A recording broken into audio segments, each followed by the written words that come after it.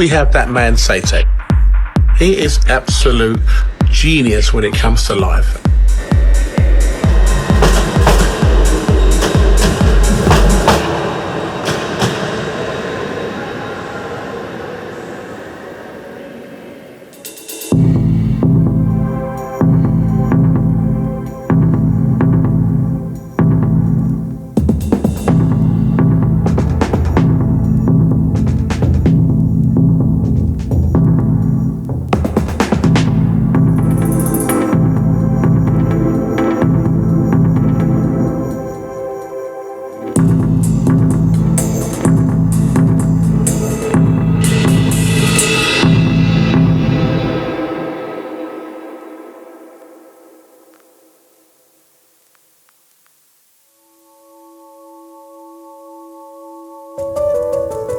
Hello, my name is SAYTEK.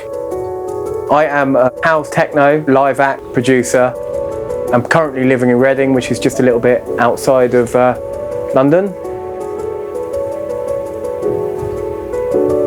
From early on, I think I was only about 8 or 9, started this obsession with kind of electronics, musical electronics, like music production gear. I asked my mum and dad for a drum machine for Christmas, which was very, very unusual. I don't know why it just kind of grabbed me, but it did at a very young age. And when I first listened to Aphex Twin Ambient Work Volume 1, you know, the kind of emotions that it brought up in me and the feelings it brought up were just unbelievable. And it was just this idea in my head that it didn't have anyone singing in it, didn't have anyone playing guitar. It was just a man and these machines, or a person and these machines. I really felt it was something that our generation was very, very lucky to experience. Hey, mate. Did you get arrested? No. He phoned the police? No, he didn't. What a mammal.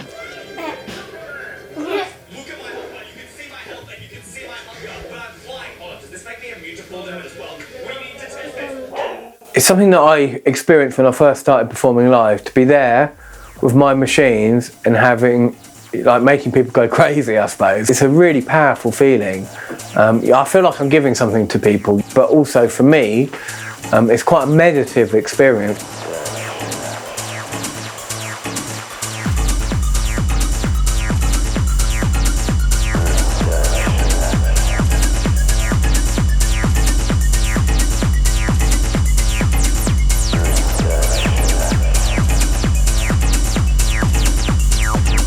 And it's just you and you're concentrating and you kind of go into a zone.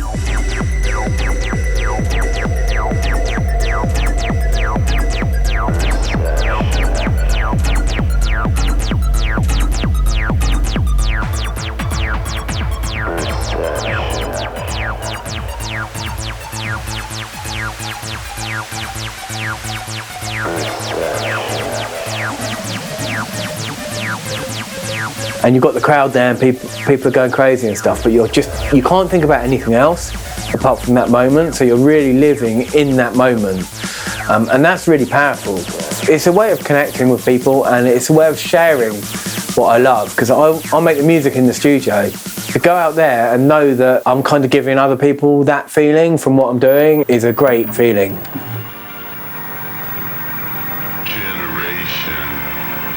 2003 was my first live set, so 20 years ago. House and techno music was not as big as it is now. You know, it was going through a little bit of a dip. You know, in the 90s it was huge, but in that time it was very kind of underground and kind of niche. I'm not gonna lie, it was tough back then because we didn't have that social media, we didn't have SoundCloud, so you're giving CDs out to people and stuff like that, and the scene was quite closed. There was a closed circle. There was no real way then to promote yourself in the way you can now with social media without hiring a PR person and getting in the press. The only people that really knew what that was before were the studio geeks. You know, even DJs didn't even really understand it.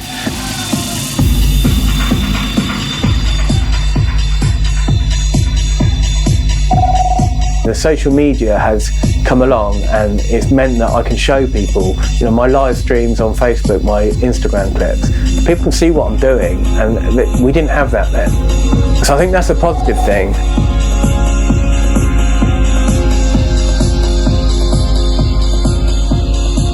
When I first started, there was a few hardware live acts, but 5 years later, everyone was just using Ableton. There was no one using hardware anymore. All the manufacturers stopped making hardware as well. They couldn't sell it. Then, I can't remember exactly where it happened, but I think it was about 10 years ago. Roland started releasing the TR-8 and Korg started releasing the Volcas and stuff, and there's this whole hardware revolution. You know, you had the Electron stuff, the analog rhythm, the analog 4, and this whole hardware thing just exploded again. And then what you started seeing is a lot of people just using hardware, not using Ableton at all. But I've always used both. I've always seen the advantages of using Ableton and hardware together, and that's what I love. Trends and fashions will come and go, but I think this core techno and house music will carry on going. And when you've got someone like Carl Cox pushing it, then it is getting bigger. You know, the live performance is getting bigger. Whether it will ever supersede DJing, I don't know, because DJing is such a big part of our scenes. See you, man. Take it easy. Thank you. See you next time, yeah? See you next time. Crazy time having kids during the lockdowns and stuff like that. And also I couldn't work, I couldn't tour. It was difficult because I was reaching a point in my career where I had loads of amazing gigs and had this amazing diary, and then within a couple of weeks it was all gone. Everything was cancelled. But I made lots and lots of music, and that actually made my second album on Awesome Soundwave. That was all made during COVID. So I used it well, but it was not easy. I don't think it was easy for anyone, but if you're a touring musician, I think we got hit pretty hard. Well, it's busy.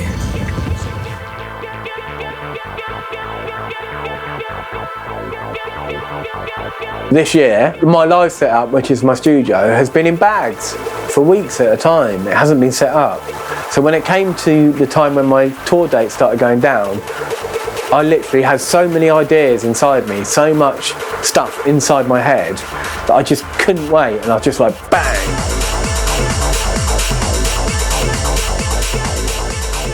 And I've made like 12 live tracks in the last couple of weeks. You know, well, I used to get writer's block a lot, but now once you're doing it for a living and you're doing it, the time that I've got to do it, it's got to be so planned now that I just kind of get to it and the inspiration comes. You know, there's a few out there that are doing really good live stuff in terms of, live performance. Petro is doing really, really cool live stuff on Instagram. His sound is really good, man, and really impressive stuff. Like, I hear quite a wide range of music as well, but it all sounds like really well put together, really nice. Also, Anon Bass, she is on Awesome Soundwave like I am as well. I love her music, but even my wife loves her music even more than I do. So I think at the moment they're the two live acts that they're really doing it for me.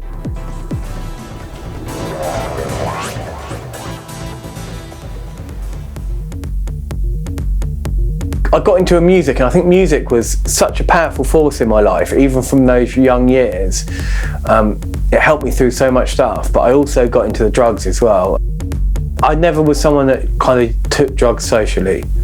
From the beginning, it was about getting oblivion, destroying myself, getting as messed up as possible, as quickly as possible, for as much as possible.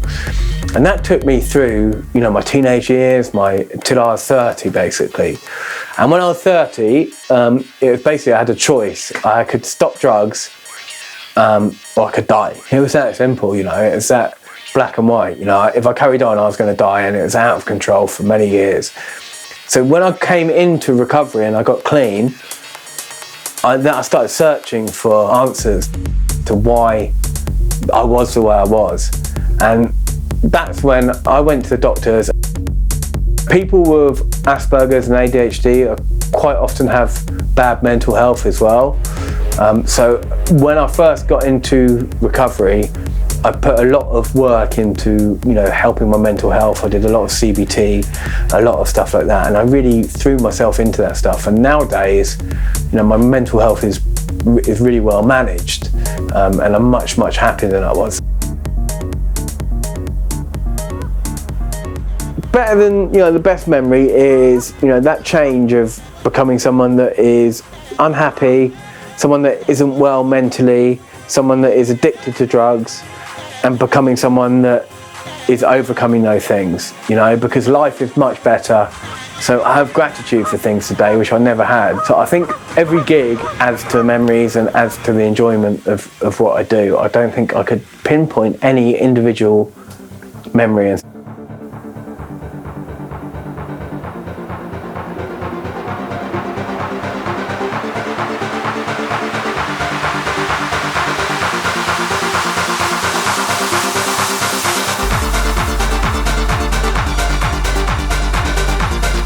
2023, I will be celebrating 20 years of performing live. I've already spoken to Awesome Soundwave about the possibility of an album to celebrate that. Obviously, they have to hear the tracks and like the tracks. In the short-term future, I just want to, you know, get this new live stuff that I've got out there. I've already got some good releases. I've got stuff coming out on R&S, which is my favourite record label of all times. In the long-term future, I just want to do what I love, be able to do that. As you get older, it's got hard recently. You know, I've noticed staying up 3 days in a row is not as easy as it was when I was, you know, a kid. Saying that, a lot of people I know who I grew up listening to in my teenage years, they're still at it and they're still doing loads of gigs and stuff like that in their 60s. So if they can do it, I guess I can as well. So it's just about continuing doing what I love.